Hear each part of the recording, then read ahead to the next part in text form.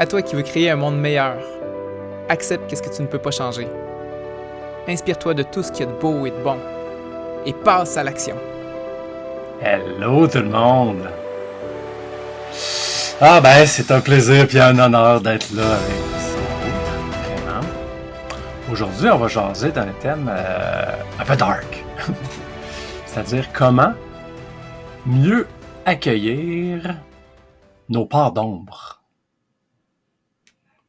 Puis là, juste comme ça, j'aimerais faire un petit tour de table. Quand je pose cette question-là, qu'est-ce qui monte? Qu'est-ce que ça évoque pour vous? Là-dedans, il y a qu'est-ce qu'une part d'ombre, disons? Puis comment mieux l'accueillir? Est-ce qu'il y en a un qui est prêt à se lancer? Ok, je vais me lancer. Une part d'ombre, pour moi, ça veut dire des choses que je veux pas montrer aux autres, que je veux pas, peut-être même pas voir moi-même. Fait que ça l'englobe, tu sais, certains défauts peut-être ou certaines envies que je veux réprimer parce que je veux que ça passe mieux en société, entre autres, puis auprès des gens que j'aime. Puis j'aime ça le voir ces temps-ci, justement, comme si à l'intérieur de moi, on avait plusieurs personnages, plusieurs voix, tu sais, puis je suis pas tout le temps la même personne dans toutes les situations. Puis il y en a de ces personnages-là qui sont représentatifs de ces parties-là, plus sombres. Je pense à il y a quelqu'un probablement à l'intérieur de moi qui essaye d'exprimer de la colère des fois. Je laisse pas parler souvent, tu sais. Mais c'est une partie qui existe pareil, tu sais, je la ressens des fois, la colère. Fait que c'est ça que j'ai à dire pour commencer. Merci. Je compléterais peut-être en disant que tu sais, c'est ça là. C'est-tu vraiment une bonne idée d'appeler ça des parts d'ombre dans le sens que c'est une partie complexe, puis de le fait d'y donner une connotation un peu négative, c'est-tu vraiment vrai, dans le fond, là, d'associer cette étiquette-là à une partie de nous-mêmes? Tu sais, la colère, c'est-tu vraiment ombrageux? Tu sais, est-ce que... Ou c'est peut-être que, justement, on s'est quand même fait encourager d'être des bons petits gars polis, gentils, puis que ceci est la partie lumineuse un peu mis de l'avant par la pression sociale, peut-être. Mais c'est ça, moi j'ai tendance à pas être d'accord à y mettre une connotation ombrageuse aux autres parties qui ont leur place, tu sais. Ben oui. Ouais. Moi, tu vois, j'ai... Tiens, mon point de vue là-dessus, il y a une chose que je pense, c'est que les humains, on aimerait donc ça tout le temps être correct, tu sais. Puis là, ben souvent on dirait que, ah non, j'ai-tu un problème? Y a-tu un problème avec moi, mettons? Y a-tu quelque chose? Puis finalement, dans le fond, il y a une partie que, bien sûr, dans le fond, il y a quelque chose qui va être incomplet, disons. Parce que les humains, on sera jamais complètement satisfait. Il y aura personne de parfait. Ça veut dire quoi? Ça veut dire que il y a des côtés qu'on fait caca. Ça se peut que ça sente pas bon, tu sais. Puis on aimerait donc ça, des fois, on dirait. Ou en tout cas, moi, c'est une chose que j'essaie de justement conjuguer au passé. Puis Michel, moi, ça respire mieux quand tu dis, hey, si on accueillait toutes nos parts, soyons vrais, tu sais. Parce que, tu sais, on a tous des grandes blessures, au fond, qui viennent avec le fait d'être un être humain. Fait que bien sûr qu'il y a un problème un petit peu. T'es un être humain ou tu seras pas parfait. Puis t'es-tu correct? Ben, en même temps, oui, t'es correct parce que t'es un être humain. Il y a juste une partie, je pense, à regarder là-dedans puis à observer, là.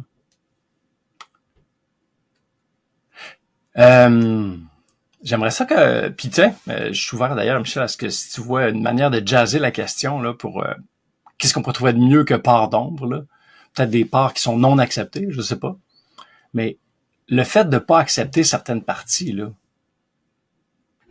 qui ont une connotation plus négative aux yeux de la société ou de nous-mêmes ou de nos proches, là, si on l'accepte pas, qu'est-ce que ça donne? Une fausse impression de nous-mêmes à notre entourage et à nous-mêmes. Puis, avez-vous un exemple concret, genre, d'un moment donné que tu dis, oh, je l'ai pas accepté, puis ça a donné ça? Moi, je pense un classique, c'est justement, tu sais, réprimer des émotions qui sont plus inconfortables, qui ont l'air plus négatives, parce que justement, je veux pas que ça choque les autres, ou je veux pas que ça les dérange, fait que puis de le faire jusqu'au point où, à un moment donné, ben, ça n'a pas le choix de sortir, c'est trop de pression intérieure, puis là, je pète une coche sur des choses qui ont plus pas rapport, tu sais. Ouais. Puis sur des gens qui sont pas impliqués par les émotions que moi je vis à l'intérieur. Fait que, de prendre le temps de reconnaître ce que je vis, de pas le partager aux autres surtout. C'est une façon de créer des conflits, dans le fond, en voulant trop les éviter. Fait que, ouais. Moi, j'en ai une. Pendant longtemps, je suis enseignant.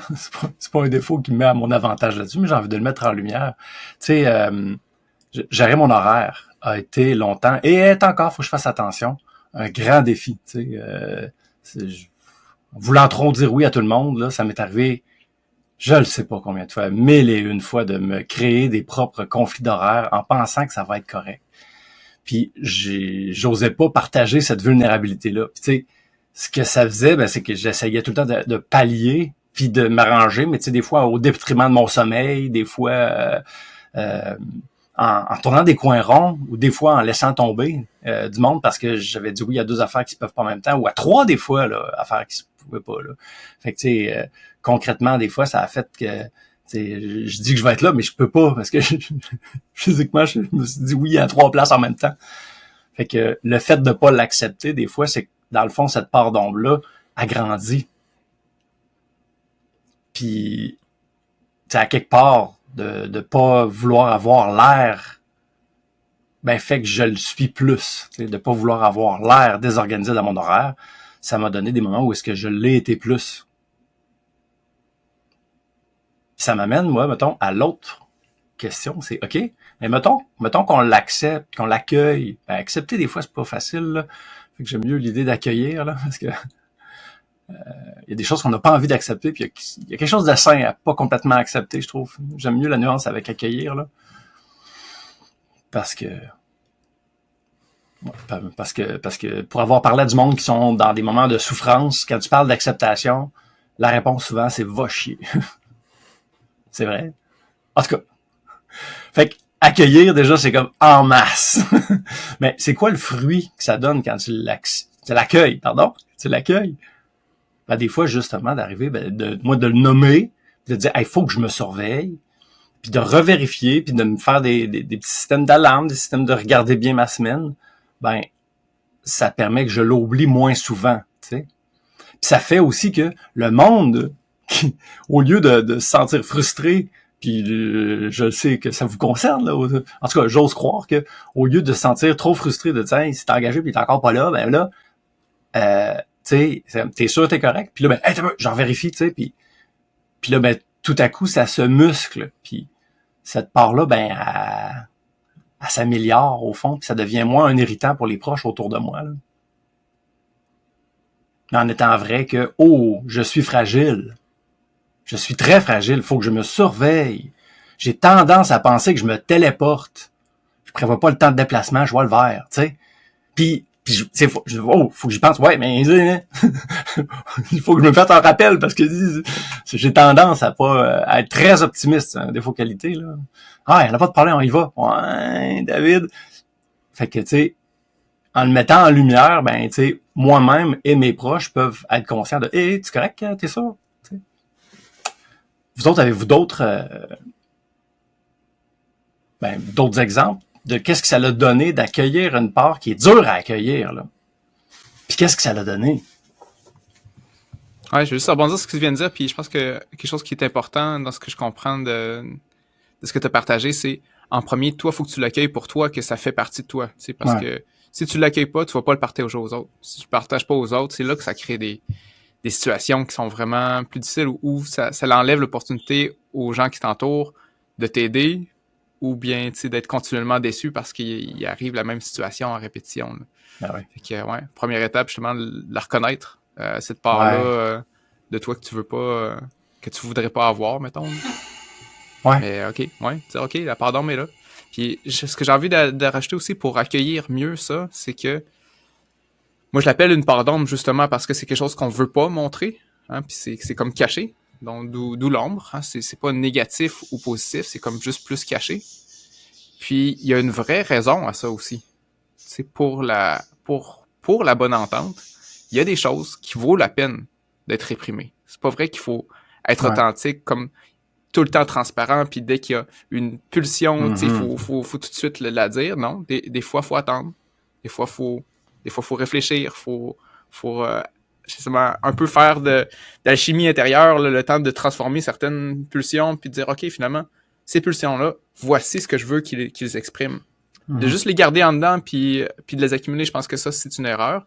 Mais de choisir comment on va les exprimer, les partager, dans beaucoup, beaucoup de situations, c'est vraiment, vraiment utile. Fait que c'est juste pour, justement, dire la chose que je ressens, puis que je veux pas dire, puis que je me sens mal, puis je veux dire qu'il faudrait que tout le temps que je la montre, cette partie d'ombre-là, pour la mettre en lumière tout le temps. Non, t'as peu, là. Je l'accueille plus parce que je sais que c'est quelque chose de plus négatif dans la situation, là, t'sais. Puis ça fait partie de la vie, ça aussi. Puis une fois que j'ai reconnu qu'elle est utile, que oui, je peux la freiner, ben, je me sens pas mal non plus de dire, OK, je vais prendre le temps de la vivre, elle me sert à quelque chose, cette émotion-là. Il y a une raison pour laquelle je me sens mal dans la situation présentement. Maintenant, qu'est-ce que je veux en faire de cette émotion-là?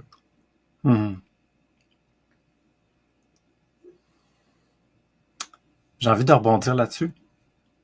Sur une chose. Moi, je sais que pendant longtemps, je voulais juste pas vivre ça, tu sais. C'est dans le fond, à quelque part, il y a quelque chose de partiellement sain à pas vouloir vivre des souffrances, là, tu sais. Mais en même temps, je veux pas être plate, là, mais comme on dit en anglais, life's a bitch and then you die. Tu sais, je veux dire, il y en a de la souffrance, puis on va tous mourir. Tu sais, je veux dire, il y a une partie dramatique à être un être humain, puis même si on voudrait pas vivre tout ça, on veut pas vivre notre mort, je vois le vert, tu sais. On dirait que moi, une chose qui m'aide maintenant, c'est de me dire, ben, écoute, je vis ça. Hey, on vit ça. Puis là, je fais de l'engrais avec le fait que, notamment, ma mère est morte et des amis sont morts dans ma vie. Fait que, tu sais, j'ai comme une conscience du fait qu'on n'est pas éternel. Ça, c'est l'avantage des poils blancs. mais en même temps, je me dis, ben, et si on regardait ce qu'on vivait avec un peu de gentillesse, et si on cultivait de respirer tout doucement, puis au lieu d'être notre propre bourreau, cultiver d'être notre propre ami qui nous voit, qui voit le petit gars souffrir en nous, dans le fond. Tu sais, des fois, puis que, hey, on vit ça. Soyons juste vrais, authentiques, doucement, juste par rapport à soi-même. Ça implique des fois des belles grandes respirations. Puis de muscler ça un pas à la fois, là, tu sais, c'est un sommet de montagne, j'ai envie de dire, là. Moi, si je regarde mon chemin, pas sûr que je suis au sommet tout, mais si je regarde mon chemin, ben, ça a été un petit pas à la fois, puis en continuant, puis OK, bon, oh, pause, repos. OK, on continue, repos. OK, on y va un peu plus loin. Puis s'entraîner à vivre vraiment tout. Puis on peut développer le petit pas de recul de se voir vivre. Être un petit peu plus dans le moment présent, puis il y a un certain plaisir à juste se dire, hey, on vit ça, je vis ça, maintenant. Tu sais, j'ai partagé des petites vulnérabilités. Oh, là, je sens mon ego qui aime pas trop ça. Ben oui, je vis ça. Puis c'est intéressant, tu sais. Parce que j'ai la chance de le vivre. C'est un petit bout court entre deux dates, la Tradignon, là.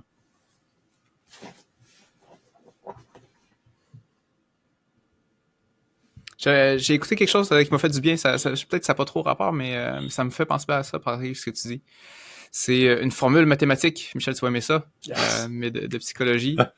C'est ton humeur, c'est la réalité moins tes attentes. Oh!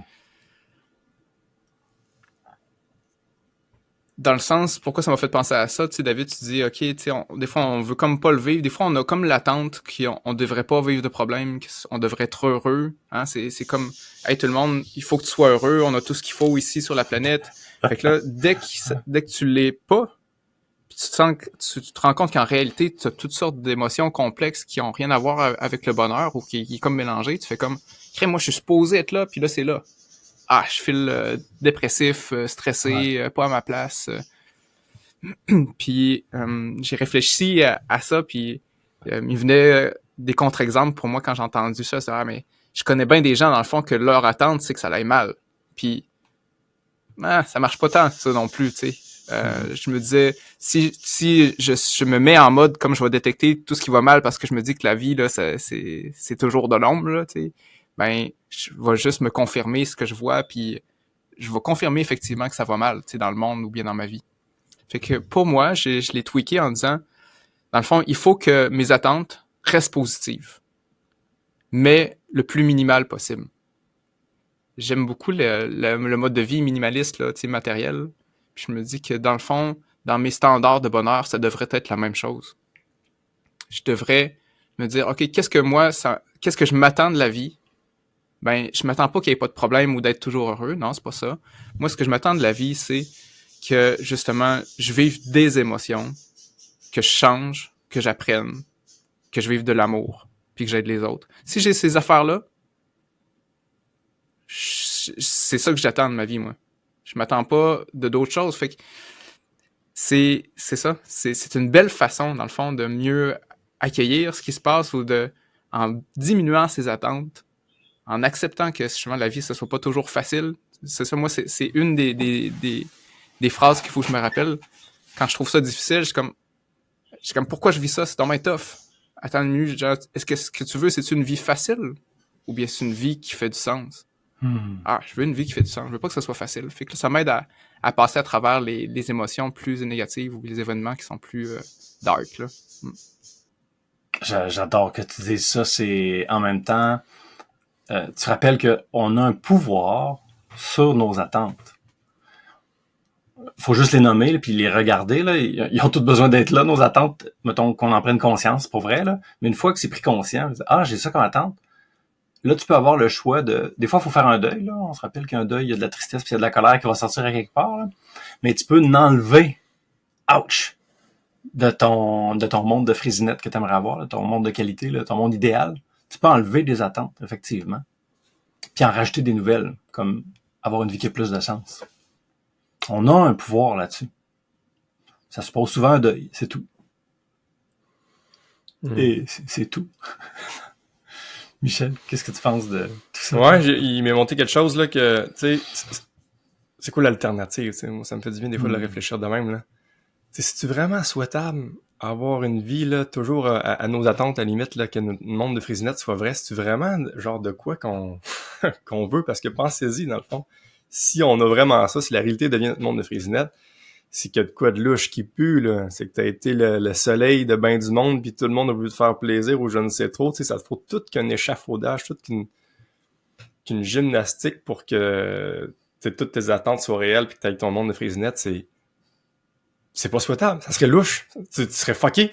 tu serais vraiment une princesse bourgeoise vraiment intense. Puis c'est souhaitable d'avoir des coups d'un dent de temps en temps pour...